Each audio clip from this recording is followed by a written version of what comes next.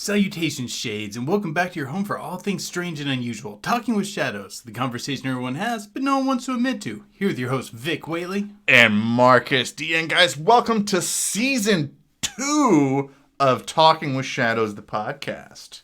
I cannot believe we have done an entire year's worth of podcasts already. What did the number come to so far? Like, how many episodes? We have done 36 episodes. Prior to this, and it was funny because I remember when we started this podcast, we thought we were just gonna do it, every other week or so, or maybe like once a month, and then COVID happened, and we're like, we're gonna be dedicated all through COVID. We're gonna put an episode out once a week, and here we are, 36 weeks later. So awesome for you guys, because we've just been cranking out these episodes as fast as we can. At this point, I think this just might be our pace now. I know. We did talk in the last episode about what we wanted to do for Season 2 for the podcast, and, for Season 6 for the case files, because I know everybody has been hammering for a lot more case files, and we're pretty excited about that, because I think what we're going to do is we're going to do 4 podcast episodes a month, as well as 1 case file, and all the podcasts are going to kind of episodes are going to help kind of prepare us for our case file. Beyond that, our Patreon content now is going to be where we'll pick a theme that goes along with our subject matter of the month and kind of drill into that. This month, we're going to be talking about grimoires, particularly ones that deal with demons and things along those lines. And maybe a couple other surprise episodes on there for you guys, because we like making episodes for our patrons as well. So why don't you go ahead and let them know what our subject matter for the month will be? What's the case file we're building up to? Yes. Okay, so for October, guys, Halloween. Halloween is when we paranormal podcasters are at our strongest. So we thought that for the first... Don't you shake your head at me. Don't you shake your head at me. That was awesome. And that is so true. You know it's true.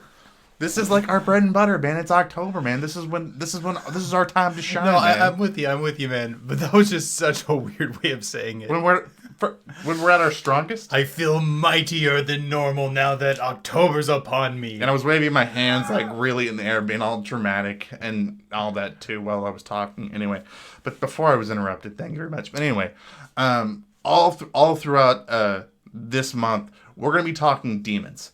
And if you guys have ever actually seen our content that we put up on our YouTube channel, we don't talk a whole lot about demons, because a lot of the cases that we pull, we don't genuinely believe that these things are actually demons. The stuff we're gonna be talking about this month, oh yeah, we're gonna be talking about we're gonna be talking all things demons. So this is gonna be an awesome month for you guys, because we're going to be talking about some of the deepest stuff in this part of the paranormal. You're going to get some perspectives on that you guys don't normally get from us. Oh, absolutely. Absolutely. For today's episode, though, we're going to be drinking something new, because we realize we've been doing a lot of product placement for Diet Coke and Reds. So we wanted to do something a little bit different today. So today we are going to be drinking... What did we pull? I realized I don't know a whole lot about alcohol as much as you do. So Genevieve Belgian-style Amber Ale. Yeah, this is actually a officially endorsed drink of Gen Con. And if you don't know what Gen Con is, you're probably actually a lot cooler than we are. Absolutely. Absolutely. All right. And this is to an awesome Season 2 and to all of our listeners out there. Cheers, man. Cheers to you guys. Oh, that's tasty. Mm-hmm. I like that. Oh, yeah, I've always liked Bavarian-style beers. And it's got a dragon on it. It does have a really badass-looking dragon. That makes it taste better. I'm convinced of it. So did you ever tell them what's going to be our final topic for the case file? Or yeah, we're gonna do He Who Must Not Be Named in the Paranormal. It's going to be the Zozo Demon. I'm glad you're saying it, because I'm not going to. You know what? I'm sorry. I wholeheartedly believe that so much of the paranormal can get you if you're legit terrified of it. Now, I am terrified of cults and being snatched up in the middle of the night by them. But that's true. But I'm going to be hard-pressed. I'm not scared to say his name. He's the Lord Voldemort of the paranormal, apparently. I just do not like doing things that can invite curses. Mm-hmm. But okay, let's get to some comments. Yes. Okay. So, from our last episode, we did The Dark Watchers of California. If you guys haven't seen that episode, definitely go over and check out it. They are essentially like massive shadow people that are spotted in the mountains of California. It was actually a really, really cool episode. Death Knight 28 says, I feel like I've seen this in a movie somewhere. Not sure though, but yeah, they could be Guardians. That's an interesting perspective. I could really potentially see that. I'm trying to think of what movie this might be, though. What that could be from? Can't think of any off the top of my head. Well, if you remember the movie, please let us know. Blue Steel. I'm excited for the monthly case files. Also, my previous comment was about the green monster was a reference to Minecraft. I was wondering if it might have been. Yeah, you were talking about the green monster. Was what it was? Yeah, I kind of was thinking maybe he's talking about, like, creepers from Minecraft, because I don't really know Minecraft that well. Well, we're kind of at that point where we're starting to not know what all the cool kids are talking about anymore with some of the memes and stuff they put out, so you may have, you probably got over one on us on that. So, my favorite comment for this. Oh, man, this is awesome. Marcus destroys Vic with facts and logic. I don't want to read the rest of the comment because that is just awesome. You are my hero, Nick. First, I really do not think you made a full case that it is a Brock Inspector. There are a lot of trademarks of a Brock Inspector that is just not present there. Man, you know what? I forgot to bring for this episode. I was going to bring a bag of apples because I was going to read that comment and say, I brought these for you because I know how you like them apples. You should have. Oh, it was great. Even capitalized destroys. I love it. I said, in all seriousness, I'm curious about the lady who says she saw the moving runner car, since these beings seem to vanish at the slightest movement. Nick, when I was reading a lot of comments about people saying that they've seen the Dark Watchers, it seemed as though that they were actually referencing just straight shadow, like having shadow people encounters. They're seeing them in their car below the mountains, or they're seeing them in their houses or in their dreams or things like that. So that's why I think that's what she actually had as far as an experience for that. I mean, the only real difference between a Dark Watcher and a Hatman encounter is pretty much the location and the size. Mm-hmm. I mean, it's a big deal. I mean, a 17-foot tall one is fair. Big. Yeah, one that'll just chase you around your car and all that. Oh. Well, thank you guys for the comments. We always love getting comments from you guys and going over comments before the beginning of all the episodes. So, all right, guys. So today we are going to be doing a doozy of a case. We are going to be talking about one of my absolute favorite cases to talk about in the paranormal. This one is when people ask me to tell them a story in the paranormal, this is the one that I tell. Today we're going to be talking about the exorcism of Latoya Almonds. And yeah, I know a lot of you guys might be saying, well, haven't you guys already talked about the exorcism of Latoya Almonds? Yes, way back in the day we did do a case file on it, but, well, we're redoing it for a few reasons. One, there's been a fair bit of stuff come out since then. And two, this is such an amazing case, we don't want people to forget about it. And there was so much in that episode that we left out and that we didn't really get to. And in a lot of our early case files that we did for, the episodes were just shorter. And the more that we've been doing this, the more that we've been learning, and the more that, we've discovered you guys like listening to us ramble on and on and on, back and forth with each other. So our episodes have gotten longer. So there's a lot more in this case we could even talk about in the before that we could even talk about. So, all right, let's get to it. Okay. So the exorcism of Latoya Almonds happens in our home state of Indiana, in Gary, Indiana. And I don't know if you guys have ever been to Gary, Indiana, or know Gary, Indiana. It is a rough part of Indiana. It's like one of the murder capitals of the country. It's a city that's had a lot of hard times. That's happened a lot of times. It's a pretty rough city. So the Latoya Almonds, her mother, Rosa Campbell, and her 3 children, ages 12, 8, and 7. No, 12, 9, and 7. I apologize. Move into Gary, Indiana in November of 2011. Shortly after they move into this home, a bunch of weird stuff starts happening in the household. One of the first things they start noticing is flies start buzzing around the door. And I don't mean like a little bit of flies. I mean like a crap ton of like biblical type like fly, like level of flies just start swarming around this door in the middle of winter. Okay, like I don't know if you've ever been to like northern Indiana during this time. Like these things should not be there at this time. Yeah, and I can see why she gets very disturbing. She equates them to horseflies, and I'm someone who grew up on a horse farm. Horseflies can be very, very big. They are big old flies too, man. I remember when I was a little kid, man, I was riding my bike, and I remember this giant fly, and I still to this day say this thing was like the size of a friggin' baseball, like almost like that big. Lands on my arm, freaked me out. That there has to be hyperbole, but they can get fairly large. Like a little baseball. Then I don't know. Like it was at least a couple inches long, man. It was huge, or maybe it was just I don't know. It was terrible. And it wouldn't surprise me if one could get 2 inches long. No, nobody believes me.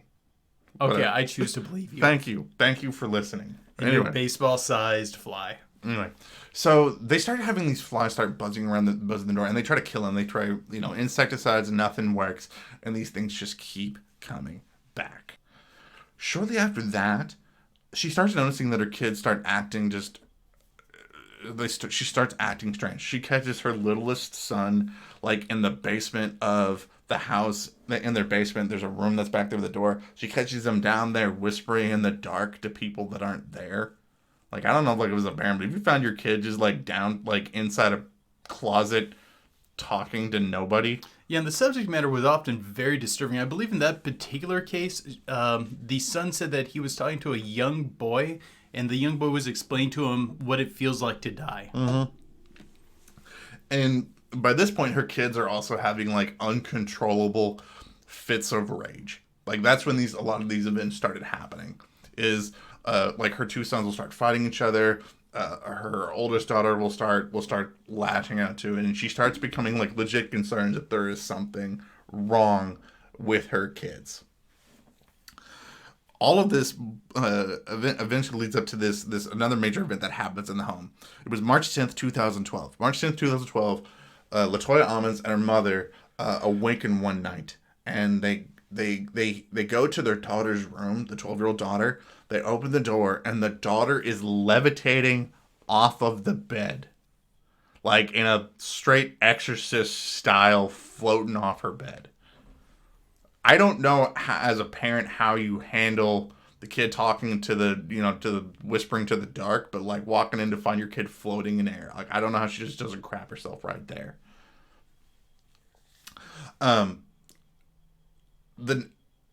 At the same time, whenever they catch their daughter left in the air, they're also noticing there's a bunch of like wet boot prints all over the house at the same time. And up to this point, they'd been experiencing a lot of sounds of people walking up and down the stairs when there was no one else in the house that could possibly have been causing it. And I believe that this is around the time they started hearing the phantom dogs, right? Mm-hmm. Like phantom dogs barking. Yeah, they would hear dogs barking, and there were no animals in the house, and they would go out and look around, and there were no animals at all nearby. Yeah, and if you've been like a homeowner, like you know what like old house creaks and moans sound like, and they were saying this is not what this sounds like. It's like legit someone walking up the stairs. But let's go back again to the fact that she claims that she walked in on her 12-year-old daughter floating in the air. That's one intense experience. Yeah. And this is just the stuff that's not even like documented. This is just the hearsay stuff that she reports that happens. And everything after this point is like legit documented on like state government, state forums and everything after this. This is just the hearsay stuff. Well, that's the real miracle of this case. Yeah. So much of it is documented by actual officials and things like that it just makes it unique in the paranormal world. Yeah, this is the end. This is the end of nothing that's not documented on video or some sort of state record. April 19th, 2012. The family goes to visit the doctor of the 7-year-old boy, the youngest child in the home. Okay. While they're at the doctor's office, the 7-year-old and the 9-year-old start like talking in tongues, they say. They start growling. They start acting a fool. And in front of the medical staff of the 7-year-old boy, in front of the doctor, nurses, and everybody, the 7-year-old boy levitates off of the table and is hurled against the wall by himself, by some unknown force. Like, I don't even know, we're medical professionals, like me and Vic, we work at a hospital. Like, if we had a patient that literally levitated off of his bed and like flew himself back against the wall, I'm going home. I tell everybody I'm terrified of birds, and I tell everybody every single day that if a bird flies into the hospital, I'm going home, and you are not going to see me for the rest of the day. My response, I think, is going to be opposite. I am going to be glued to it. No, I am going home. I am out. No, they do not pay me enough at the hospital to sit and hang out with a dude that flies in the air and is hurled against the wall. As long as it's not something that's aggressing on me, I'm going to be trying to observe the situation. Because this sounds fascinating. So the boys continue to rage, and they end up like passing out like in the middle of this medical exam. So obviously the medical staff are freaked out. They call the cops, they call 911, and the boys are rushed to the local hospital in the area. Okay, and at the local hospital, they start hearing the story about what happened. Everybody there at the main hospital thinks this is just hope. You know, this is just hogwash. This isn't true. There's no way that could be going on. And while they're there, they think that there's something, you know, and then they hear them. This is when Latoya Almond starts getting asked directly what's going on. And she tells all this medical staff that, oh, my child's been afflicted. They're being persecuted by spirits. They're possessed by spirits. There's something wrong with him. And of course, the medical staff's like, oh, of course they are. While they like start dialing CPS to come out to the hospital. They're like, this lady's crazy, you know. And so they obviously think the children are being abused. So a DCS caseworker from the state of Indiana comes out to the hospital to interview the family and try to get to the bottom of what's going on. And this is where we see one of the most pivotal moments in this case. Yes. The CBS caseworker and the nurse of the 9-year-old boy go in to talk to the 9-year-old boy with his grandmother present in the room at the same time too.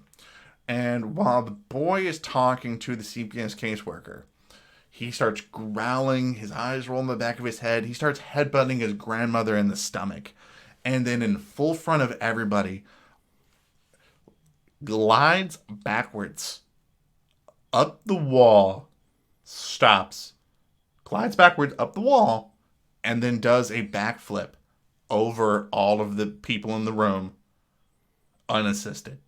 And this is something that becomes documented not only by the social worker that was present, but also by the hospital. Yeah, and I don't mean the boy just kind of like walked up and did like a run up off the wall where he does a backflip.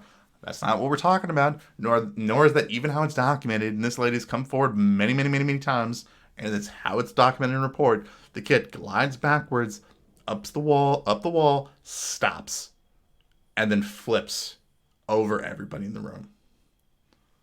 Yeah. So of course obviously the nurse goes running out of the room screaming, absolutely terrified. And I believe the social worker does too, doesn't she? Yeah, she's like adios, and she's like deuce, and they just leave. Now that one, I do not know how I would respond until I saw that. Mm-hmm. That's a pretty intense sight. The gliding backwards, then the floating up the wall, and then the backflip to just tie it all together. Yeah, it really makes you question how much you're getting paid to do this sort of a job. When you see this, like, it's horrifying. And you know, and I know we're laughing about this, but the main reason why we're laughing is we're trying to decompress about like how horrifying and legit like this actually would be, especially when you're seeing this to a child. You're seeing a child roll with his eyes roll in the back of his head, get incredibly violent, levitate off a table, fly to the back, or you see a 9-year-old boy literally just glide up the wall. Like, how does anybody prepare? How do you get prepared to see something like that? You can't prepare for something that's that far outside your realm of experience. Yeah, absolutely.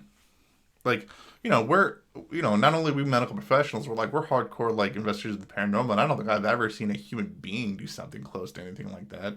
No, I've seen some weird stuff with people claiming to be possessed. None of the cases where I was working where that happened Did I actually buy that it was any form of legitimate possession, but none of it was at all this spectacular either. Yeah. So, shortly after this incident, the children go home. They don't think there's anything really with the mother that's going on that like causes them any concern with them going home that night. So like, CPS goes back to their office, and they have some sort of huddle like about like, what do we do? Oh man, to be the fly in that office building that day. Yeah. Like, they're like, how do we handle this situation? You had to know their director was about to fire the person who brought this in. No, I mean, they're going to be like, they were doing what now? There's no way. Like, I couldn't even imagine being the caseworker that had to draw the short straw to go out there. I know what you mean. I'm just surprised that she didn't get fired over just submitting a report that said that. Oh yeah. I mean, guys, and I'll go ahead and admit this on the podcast. I mean, I used to work for the state doing this job. Okay, and when you do these sorts of reports, your supervisor has to proofread it and then approves it. So you're sending something that you know is going to be legit, kept on file until the child's, I think, 21 or 27, like in their upper 20s. With the supervisor's name right next to the caseworker's name. So the fact that this was like legit signed obviously believes that there had to have been something going on that day. Oh yeah, this person was putting their career on the line to do so. Both me and you have worked in the social work field. Could you imagine just the stress of submitting a document like this to your director? Well, yeah. Well, again, keep in mind, remember, guys, I did this job, so the whole time when you're doing this, you have to be as objective as possible when you're doing these sorts of documentation. So, like, it gets sent back all the time. So she had to, like, legit just say, yeah, the kid floated backwards up the wall and flipped out, and then backflipped over the rest of us. Whew. Yeah. So, while this had been going on, apparently it comes to light that the kids had not been going to school because of this issue. Because of, again, there's ongoing issues of the kids becoming violent in the home, them acting out, them doing these sorts of behaviors like in the home. So obviously, if you're a mother, you're not going to be sending them to school like this. So the kids weren't going to school. So eventually, the kids ended up getting removed from the mother's care, and removed from the mother's care over them not going to school. So that's how like CPS gets involved with the family ongoing. And shortly after this incident, that's when another character comes into play. The chaplain at the hospital, gets on call. Can't imagine that phone call. Like, hi, we have a kid like levitating up the wall doing backflips, possessed by demons. Do you mind coming to pray with the family? Hello. And I've considered applying for the chaplaincy job before, and I feel like I would leap at this possibility. So, and again, being paranormal investigators, we've had people that have tried to ask us to get involved in cases where they believe that somebody's demonically possessed. And the chaplain does the exact same thing that we do. Kicked it down the line to the Catholic Church. We're like, we need some pros involved with this. You need a pro. And it sends a phone call to a Father Michael Maginot. I think that's how you say his last name. Is it Maginot or Maginot? Maginot. That's how you say his last name. Maginot. Michael Maginot. Now, Father Maginot comes out and to meet with the mother. And Latoya Almonds says that her children, tells the whole story again, and starts. Actually, I don't think it's Almonds now I think about it either. Almonds, there we go. Yeah, Almonds. So Latoya Almonds starts telling the story over and over and over again, to the doctor, saying, hey, this is what's going on. This is what's going on with my family. We're being plagued by these spirits. And Father Maginot actually goes to the bishop of Indianapolis and goes, "Hey, can I perform an exorcism?" Gets told no, and then goes, but gets told you can do a lesser rite in order to be able to do something else, and so he ends up going out to the home in order to start doing. He ends up doing like 2 exorcisms on Latoya Almonds. over the course of all of these events. And correct me if I'm wrong here, and I may very well be, it was my understanding that lay priests generally don't have the training for proper exorcism. No, they don't. Now, because the Catholic Church has like 4 set like standards for what they consider to be like something that's, you know, something for an exorcism. You have to have you have to meet 4 separate criteria. It's going to be knowledge of the unknown. You got to be able to like know events or hidden things, speaking a language that's not true, speaking another language, aversion to holy symbols, and feats of strength. Feats of superhuman strength or feats of superhuman ability that you normally can't do. So we effectively only have 2 of them here in this case. Now, what happens is that, you know, even though they say, you know, we don't... I think what's going on is the bishop is saying, I don't think that the children are possessed, anybody's possessed, but they could still be oppressed. And there are rites that a general priest can do in those particular situations. If they feel that there's some sort of demonic oppression that's going on. And then that's what he gets approved to do. And then he does 2 of them on Latoya Almonds through the course of this. And while this is going on, more and more actors are coming in to get involved with this to investigate this, to investigate what's going on in this home. The local the police come out with the case manager, who's not the person who went out for the assessment to investigate this, but the one that was ongoing, goes out with the case manager to the home to investigate what's going on. And while they're out there, one of the things they saw was there was oil. There was some kind of liquid that was like bleeding from the curtains. Yeah, I remember reading this in the case, and I really wish there's more information on this. Mm-hmm. I don't know of another case like this offhand. Do you? Mm-mm. This seems like something somewhat unique to this. Maybe it's more common than I think it is, but I just haven't caught on. But like I don't recognize this. Father Manager just chalks it up to being just like something like just from the demonic oppression that was going on. And like the caseworker apparently rubs her, like actually touches it.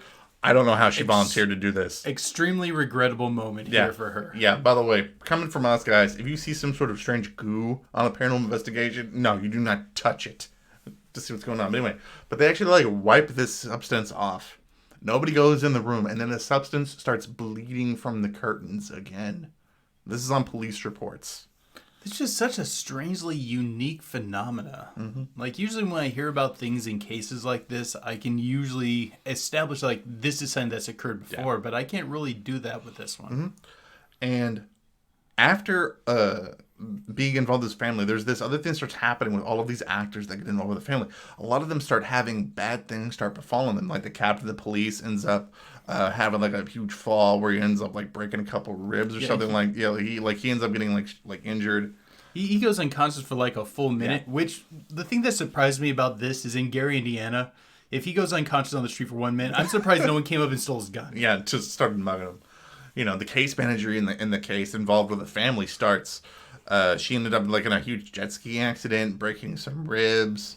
Oh, burnt her leg too on a motorcycle? And that too. Father Maggiano, even though he was out there, he had a bike wreck shortly after having this too. One of the contractor for the home that goes in to do assessments on the home during the case ends up developing cancer.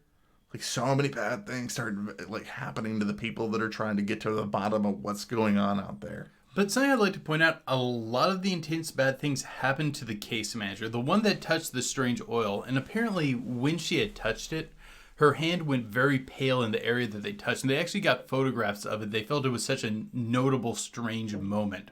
They went ahead and documented it. Mm-hmm. It makes me wonder if it was some sort of physical curse goo, demon curse goo on the curtains or something.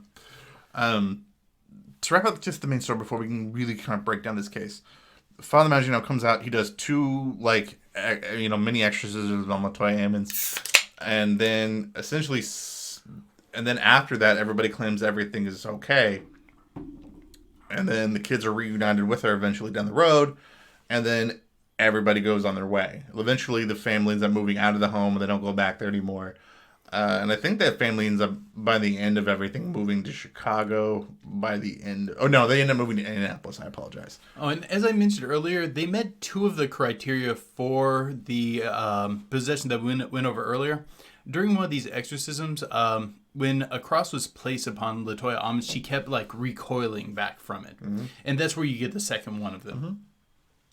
Mm-hmm. So that is the nuts and bolts of the case. That is a lot to unpack and break down. So we want to make sure that before we really got started dissecting this case, we really wanted to get you guys the whole facts of the case. And I know we're already 30 minutes into this podcast. Don't worry, we're going to go long on this one. Yeah, guys, there's so much to break down in this. But before we go any further, let me get ready. Oh, what is that? What are you drinking? Are you drinking hot sauce? Whew. I'll get your mind going. Yeah, you needed to, there's no label on that. It's just hot sauce in a jar. What is that? It's homemade hot sauce I got from a friend. That looks like badger piss. And not even a healthy one, like a diseased one with, like, rabies. It is cloudy yellow, but man, is it good. Yeah, last time I went back up to my dad's, one of his friends, like, you like hot sauce? Here you go. And it is very tasty. You want to try some real quick before we move on? No, that looks like it's fresh from the badger. That is... Okay, there's a lot of places we can go from here. Okay. What do you want to unpack first? There are two places that I think might be good to go next. Either what happened right after that with the tearing down of the house and the subsequent fallout of the documentary, or we go in the direction of did the wrong person get exorcised? I think we'd go one of those two routes now. Eventually, we're probably going to do both conversations, but where do you want to go right now? Okay, so yeah, let's go ahead and talk about the documentary that comes from after the rest of the case. Okay, so why can't we go check out this house now? Okay, because wonderful, fantastic Mr. Paranormal Investigator over the air, Zak Bagans, whatever his name is, buys the house shortly after the news of this breaks, and then does his own investigation and documentary, and then just destroys the house. I do not care for this man very much at all. So, if you guys haven't seen it, you guys can watch Demon House. It's on, if you have Amazon Prime, it's free on there. You can watch it. I recommend don't, because there's not a whole lot that's not on. You can just find. There's nothing new to find out from there. Like Zak Baggins, of course, does his own investigation. He claims he has a bunch of weird stuff that happens. You're being very nice here. I am being nice. Okay, here's the issue with the documentary. It does get you thinking on some of the subject, and some of the information that's given out in it is good. But separating out Zak Bagans' normal bullshit, overplaying, pretty much certainly fake stuff, it is hard to separate that out from the rest of it, and it makes it damn near not worth it. Like, at the point of 2/3 through the documentary, I really wanted to just turn it off because so much of it was just clearly staged stuff. So, Zak Bagans claims that he's gone on, like, what do you say, hundreds of investigations involving demons, and he claims himself as, like, it's one of his specialties is demonology. And what is the first thing he does in his documentary? Is he shows up to the home in the middle of the night. Like, no casing the place, no checking it out, literally just buys it and shows up in the middle of the night. I appreciate his theatrics, but it's just not necessary. Like, it's hard for me to take him seriously. One of the things I do think you can take away from it was from one of his interviews with, I think it was Latoya Almond's brother, where they were talking about an event after they left the house and went to his house. And that he was saying that at one point, like, two of the kids are in the living room playing on a video game, and one of them kind of stops playing and becomes despondent and begins chanting. A moment later, the other kid starts doing it as well. A third kid walks in. I don't know if this is the daughter or if this is a different family member. Walks in and she gets drawn into it as well while trying to figure out what the heck's going on. And it all culminates with this big fight where they're aggressively trying to hurt each other. And one of the things is, as the fight goes on, they were slowly moving outside. And at one point, one of the boys looks at the other boy and says, "Are you ready to do this, brother?" And then they just start attacking. I think that's an interesting tidbit that we probably wouldn't have had without the documentary. Okay. I think what the documentary showed light on was probably how much on top, like how much of like Latoya Almonds and the parents like probably were laying it on about how much they genuinely believed their kids were possessed. And you can read like so much of like the Indianapolis Star does a fantastic article where they cover all of the events leading up to this, and they even clarify like so much like how much DCS while they were involved. Part of their case plan was that Latoya Almonds was supposed to come up with alternative disciplinary methods outside of trying to just throw holy water. Like every time your kid acts up, you just can't throw holy water like on them. Or every time your daughter screams, "I hate you, Mom," she's gonna run over and rub olive oil on her hands to cast out the demons. Like she should have come up with alternative methods of disciplining her children. Now imagine if you're a child, 7, 9, and 12 years old, and every time you act out, your mother and grandmother and uncle made you believe the reason you did this was because you were possessed by a demon. At a certain point, how would you as a kid not believe that? Oh yeah, like there's nothing in this case that could not or nothing in the discussion that we just had that couldn't possibly be explained by just simply the kids taking in all this information that they're getting from their mother and acting out in the way they think that something would act out if they were possessed. Yeah. And Zak Baggins in his documentary doesn't include any of this. Like he doesn't even include any of the psychological records that everybody gets from this case that talk about that numerous times during like mental health providers challenging talking to the kids that the only time that the demons seem to come out is when they're being challenged on the fact that they're possessed. Every other time it seems to be fine, that this is the only time. Zak Bagans never includes this at any point in his documentary to cover any of this. I think partially because he doesn't want to throw a cloud of doubt on the case, because he's an entertainer. Another problem is he does so much to prop up this story when you don't need to prop up this story. This story is amazing on its own. And that, because that was the point that I wanted to bring up, because I wanted to bring this part up because I know that people try to use this as a reason to believe that they believe that this is a reason about why these kids like legitimately weren't possessed, is because every time they got challenged, this was the only time that their eyes rolled to the back of the heads of mental health providers. I don't think people get like how long sometimes people live with being possessed sometimes, because a lot of Catholic exorcisms, they occur over the span of like weeks, months, years. Like genuine exorcisms can take a very long time to do so. And that's assuming you can even dislodge it. There's ones that are just end up being ongoing because the demon just is not dislodged after each rite. Yeah, and if you're really thinking about like how a demon works, I think so many times we push like human thinking on paranormal entities because we're trying to understand them.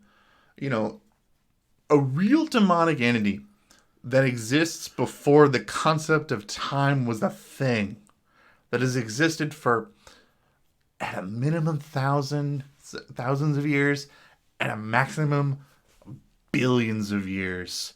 You don't think maybe it would take a nap to ride this thing out?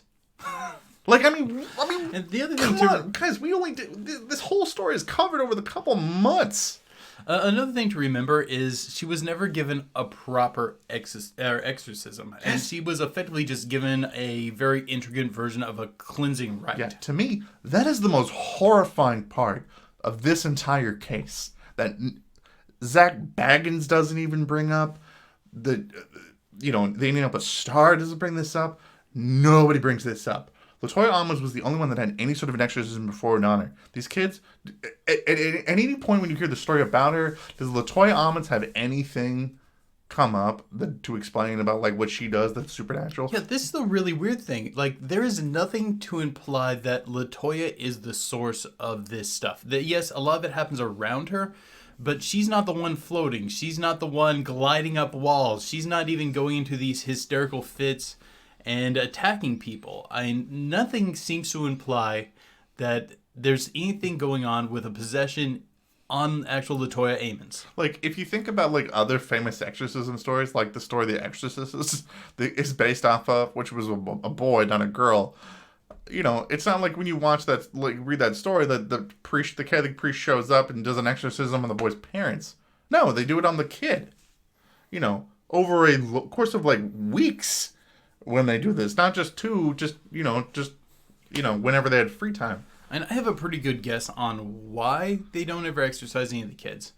I think that they're way more leery about doing something like an exorcism rite on kids. I remember, what was it, like 5 years ago, there was a child who died during the course of an exorcism. Mm-hmm. And I think the other part was CPS's ongoing involvement with the kids. I'm certain that was a big factor. Like, I can't see CPS approving any of those things, because they were probably stuck within the confines of what to do with DCS being involved. And I could see them, you know, in the Indianapolis Star article, when they did their whole expose on this, them talking about how DCS wanted Latoya Almonds to do things other than use, you know, cleansing rituals when her kids act up, you know, and don't talk about this sorts of things. I can't imagine them being cool with an exorcism on the kids.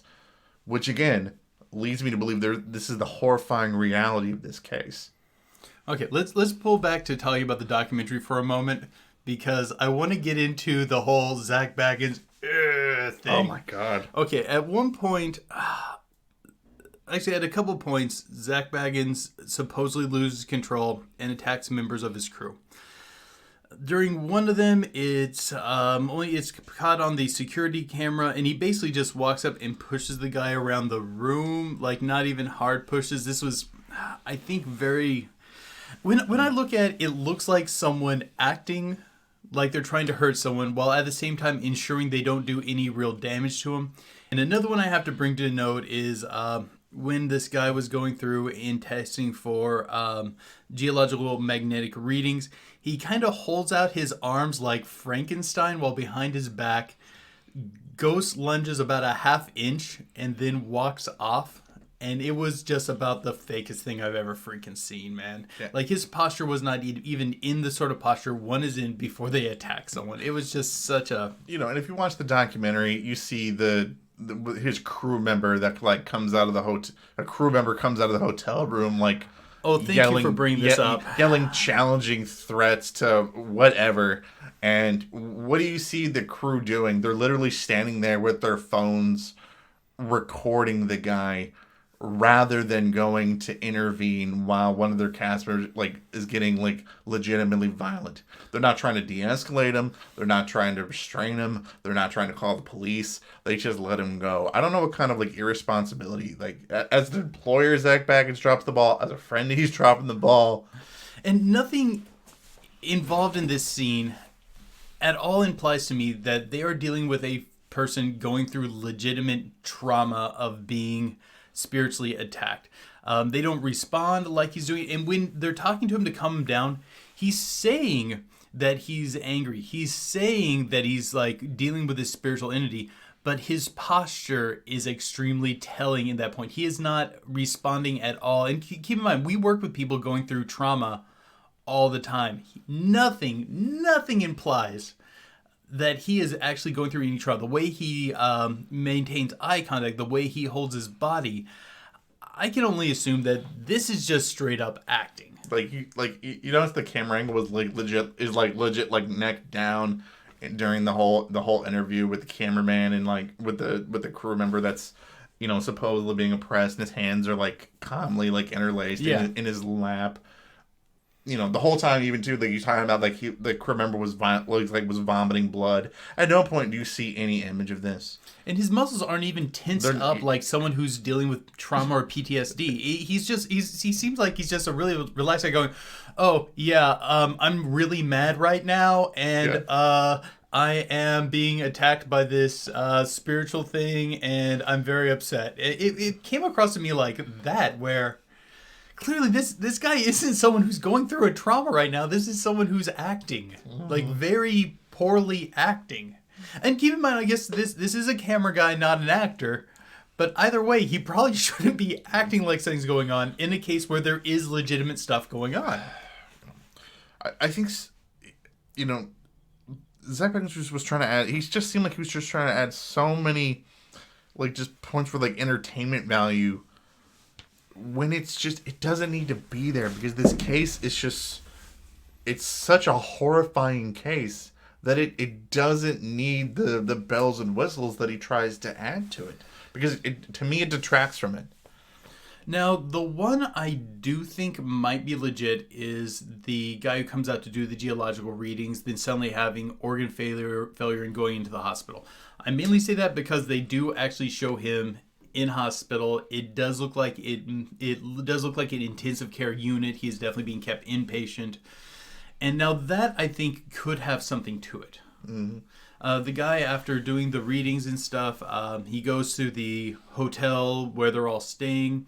He hears this loud pop bell sound, and then he realizes he's bleeding from the ears. This is, keep in mind, right after he came back from trying to get readings at the demon house.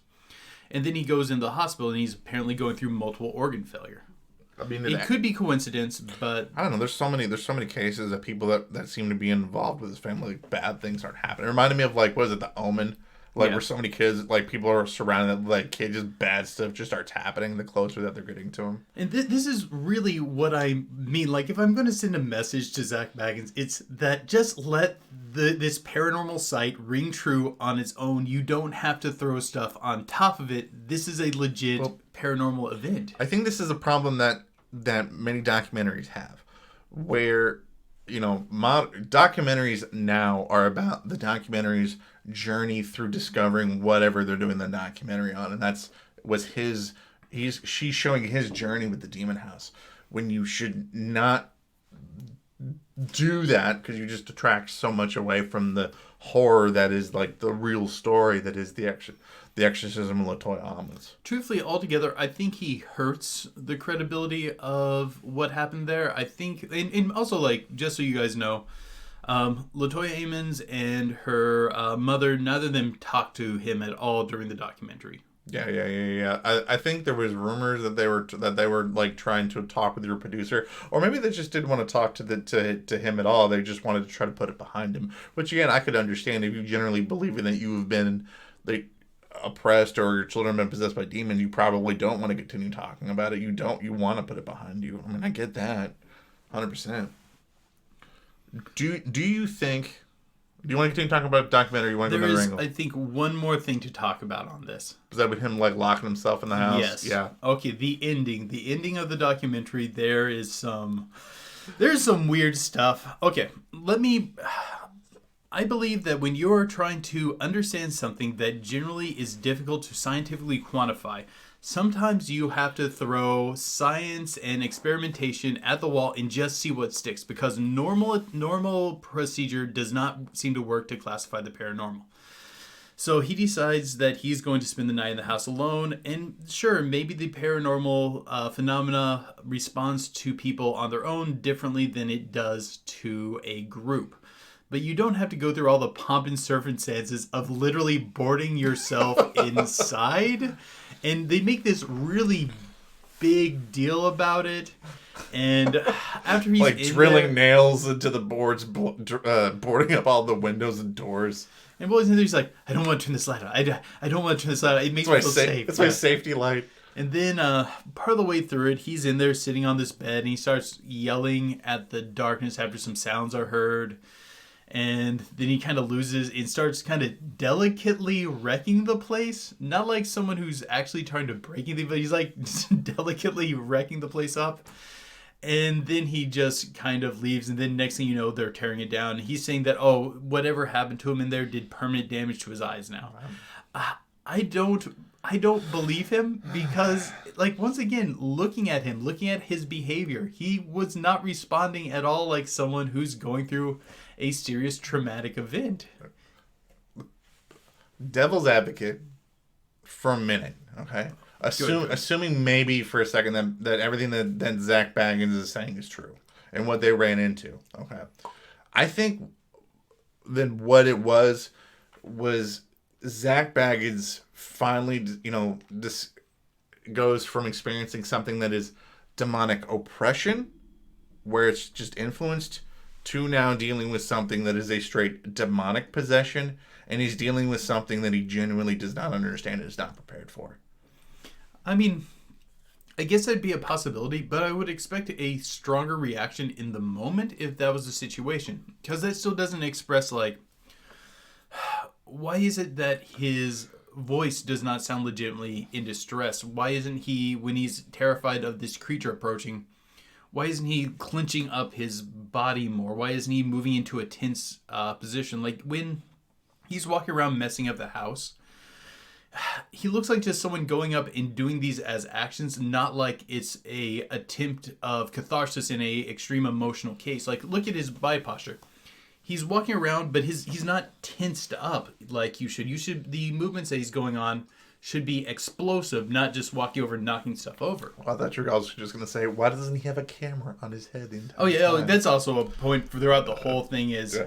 When he runs into dealing, when he had that climactic moment where he's hurling stuff at some sort of invisible entity, there's a bunch of like camera cuts like all over the place, but you never see what he's like legit throwing anything at. But so all in all, I guess if you're a real hardcore fan of this case and you want to get more information, I guess watch it. But just be ready. Be ready to deal with a lot of Baggins bullshit, man. There's going to be a lot of it. Do you think that the kids were legitimately? Do you think this is a case of genuine demonic possession, or do you think this is a case of an extreme demonic oppression? Oh, I think it's oppression. Oppression or possession? I think it's oppression. Okay.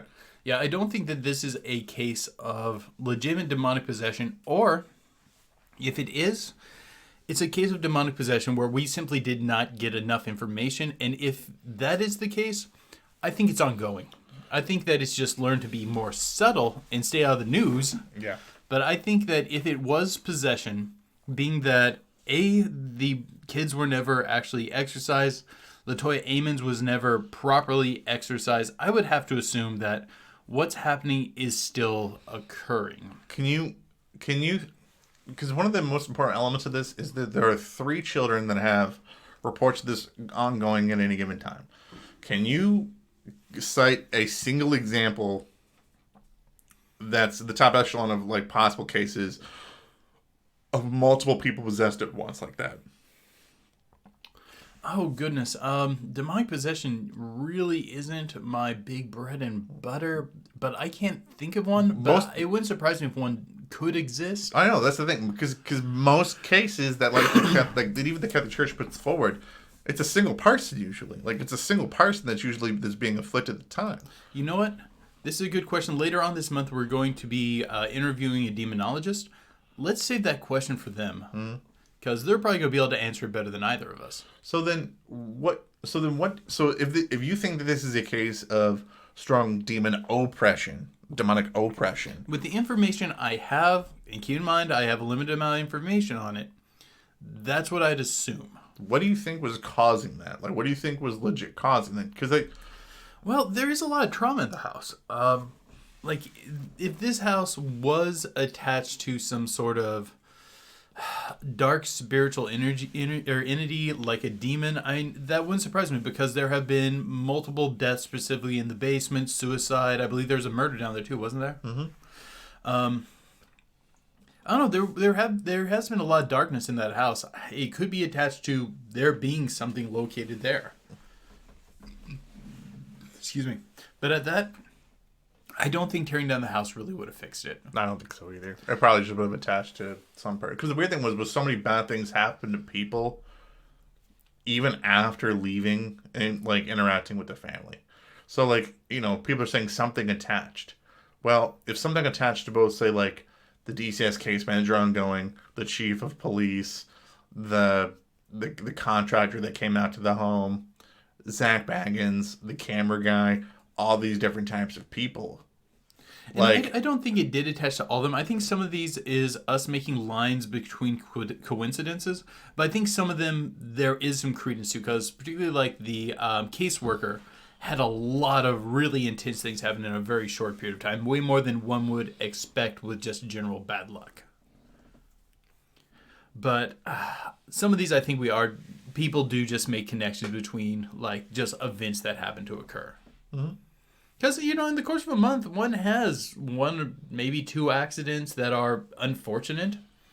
And that's just kind of how life is. If you're looking for like a connection, you're going to make that connection, though. I don't know, man. To me, it's hard for me not like when I break down all of the different, possible signs of somebody being demonically possessed. I mean, I think the kids fit three out of the four. And I don't really think you have to fit all four. I just think that's just how the Catholic Church tries to narrow it down. I don't think you generally have to. Just because you have knowledge doesn't mean you reveal knowledge, which is really the only one that isn't stated. It wasn't like anybody was legit trying to narrow that particular part, because that part was never ever ruled out. As far because I don't think a whole lot. I don't think that the father had a whole lot of interaction with the children in order to be able to test that particular part.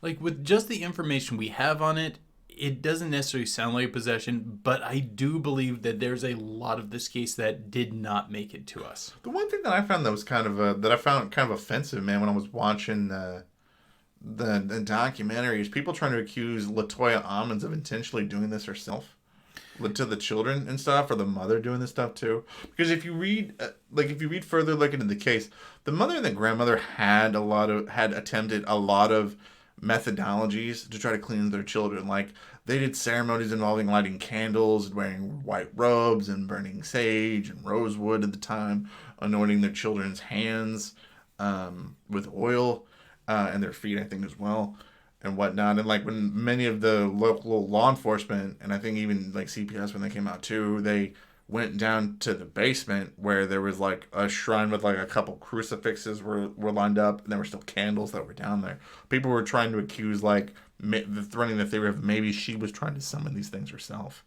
or somebody else was.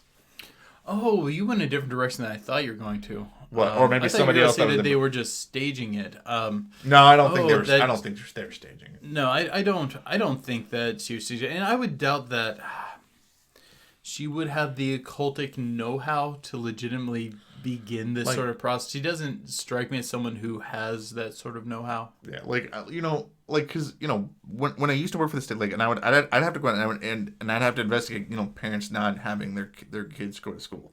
The general reason they would claim that they want to go is that they hated the school was out to get them. There was something wrong with what they were teaching them when they were there. Latoya Almonds was saying that the reason that she wasn't going was because the kids were acting out and they couldn't make it there, which is consistent with other parents that had behavioral issues, and that was the reason they could never get them to school. So, but I don't think legit Latoya Almonds had any idea about what she was doing. Do you think the methodology that what she was doing might be effective in order to be able to keep the kids from being having what they were doing was going to do anything, or do you think was making it worse? The only thing I can think of that I can give her a kudos for, I'm sure these are the sort of beginning rites to actually dislodging something. She did try to burn rosewood along with sage. I always hope people don't ever just do sage. That just seems to piss off entities and they come back stronger later on. If the sage actually permanently gets rid of it, it was something that wasn't that intent on staying anyways, is my experience with the stuff. You have to use that and other things. And mainly you have to clean up the reasons why the entity was attracted to you in the first place. I think, there was some baseline attempts to get rid of it, but I don't think anything strong enough to dislodge something that was motivated to stay there. But something that I was wanting us to kind of mull over. What's your thoughts about the dirt area in the basement under the stairs? I know a lot's been made out of it. I wanted to make sure we got to talking about it, because I don't think we originally talked about it in our case file. For what they were doing? Oh, I think somebody... Oh, I haven't... Yeah, when you... In the basement of the home, there was this whole section of dirt under the stairs, and what they were doing... I have a total theory about what I think they were doing. I think people were growing weed in the basement. I think that's what was going on. I 100% believe that that's probably what it was. It was left out, or the concrete was removed so people could grow weed. 100%. Interesting. And there was nothing in the case that made me think there was something special to it, but a lot of people have made a big deal out of it. And yeah, I guess you could have hung hydroponic lights from the back of the stairs in, like you said, as a weed growing patch. Like some people were like, oh, that's supposed to have been where they were like trying to bury bodies or hide stuff. I'm like, I really think that's probably what. I mean, this is Gary, Indiana. That's probably what was going on. Was somebody was probably trying to run drugs out of the house that way or grow it down there. So, like, they just found the area of dirt in the basement and just decided to capitalize on it? Yeah, or when it was, maybe it was built, that was what it was, or maybe they took the... I mean, again, people don't understand, like, how innovative, like, drug manufacturers are. That's true. What other ways to do stuff. But that could be the reason why they did that. Or, again, maybe they were doing weird stuff with the dirt. I have no idea. If we took the assumption that it is a demonic entity attached to a singular person, who do you think it is? I know my answer. I just want to see what yours is. I'm gonna go with the 9-year-old because he was the one that walked on the walls. I think he was in the room at the time when the 7-year-old levitated and was thrown against it, and I think that could have been a thing. But I don't think. I think the kid walking up the wall is probably if it was gonna be one person to be him. I was thinking the daughter because she's part of the pivotal event that starts the whole thing out with the levitation. I have another theory about what was causing that. Well, because again, many times whenever you have one type of paranormal entity, especially a strong paranormal entity, many times you can have other entities that will piggyback off of that entity, such as shadow people, which the family claimed that they saw. It could cause poltergeist activity in the home. I 100% believe that could be a thing too. So you think that this might have been caused by an entity piggybacking off of it? Oh, yeah. I think that's an interesting one. I've always... Although I don't think it's the most likely, I've always entertained the possibility that a lot of this could be psychic phenomena caused by the young girl like developing psychic powers while going through puberty. You went there. Okay. Well, the thing is, it's a common. Oh, you went there. The thing is, like that's a real common thing when it comes to poltergeist activity, where a lot of times there's a young girl going through puberty in the house, and a lot of people attribute it to this is someone awakening to psychic phenomena, and they're causing poltergeist-like activity where it's actually just them manifesting the psychic ability. It could be, truthfully, it could be all the above. I mean, the family itself had claimed that they had a psychic, had a couple clairvoyants that were trying to say the home was afflicted by 200 demons. They could have just been seeing the plethora of entities they would have been attracted to. I mean, think that there's a strong demonic presence in the home, how much of a buffet that would be for shadow people that would be oh, this is what I'm talking about. Yeah, but the thing is, I've never seen a shadow person manifest anything as strong as forcing someone to levitate. No. I'm talking about that, if there's a strong demonic presence, how that could attract other paranormal entities. Yeah, I would believe that. Especially in our world with shadow people, we always talk about how they seem to piggyback off other issues. Yeah, and I think that, again, if there's a strong amount of presence, that would explain the shadow people that would be showing up. That would also, I think that would also explain poltergeist activity showing up at the same time too. Again, I think that could be the main reason about why there's so many different things going on at the home at once. But.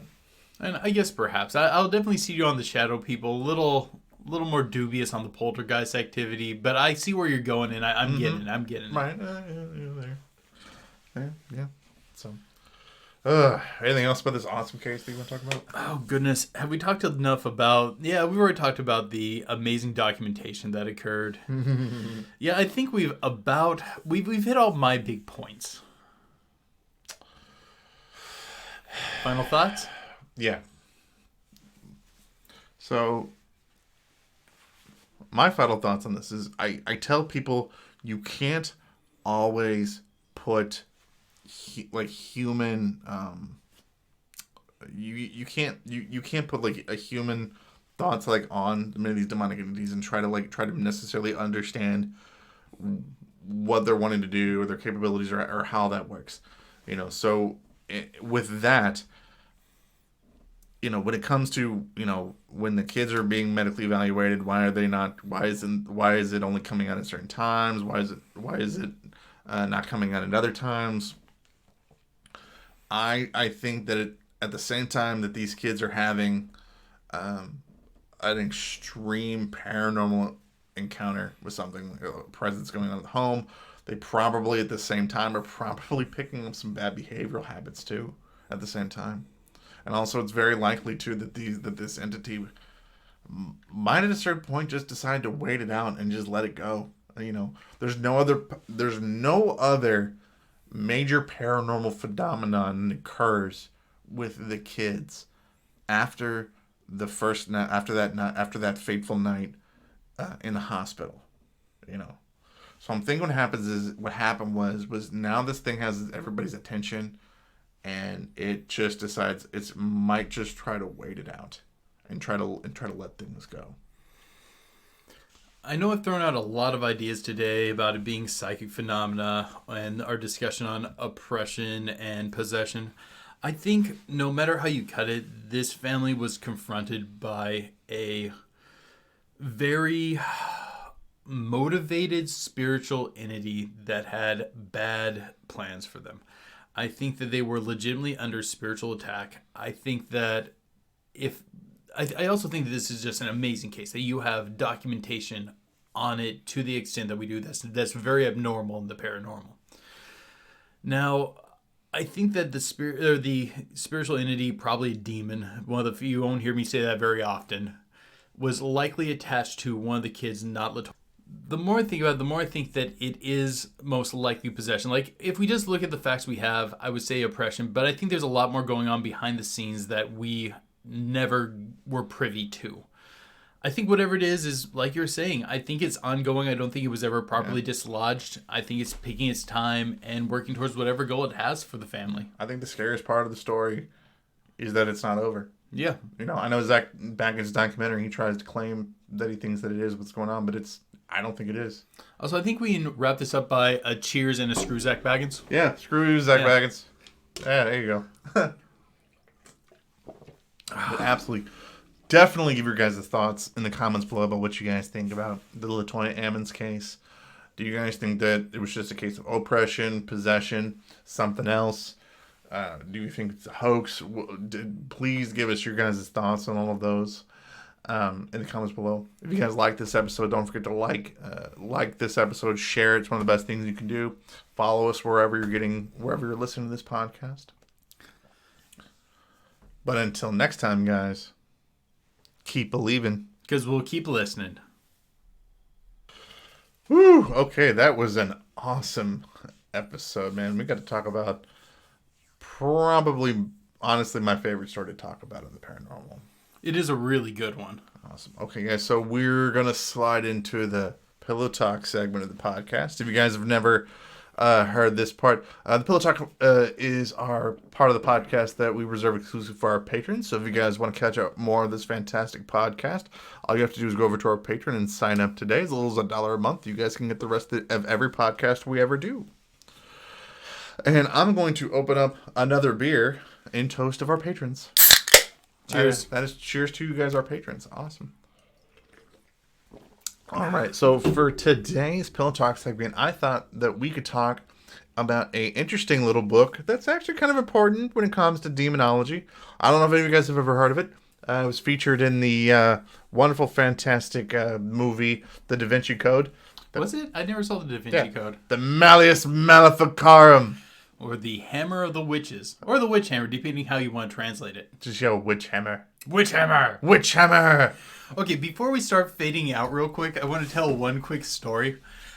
Back when Adam Mathers used to live with me, I used to periodically pull out my copy of the Malleus Maleficarum and throw it at him yelling Witch Hammer. So if you guys ever want to do a fantastically funny prank to any of your pagan friends or friends that are really into the paranormal, or just somebody you just want to have a laugh at, just hurl the Malleus Maleficarum yelling Witch Hammer at them. I don't normally throw my books, but it's the Malleus Maleficarum. It can handle it. And you know what? You can get it for like $7 on Amazon, which, by the way, I thought was a fantastic deal, by the way. Oh, yeah, that's where I got mine. And I was like, wow, this is much cheaper than most like grimoires. For only $7, you can get a whole manifesto for like how to figure out a witch and all that.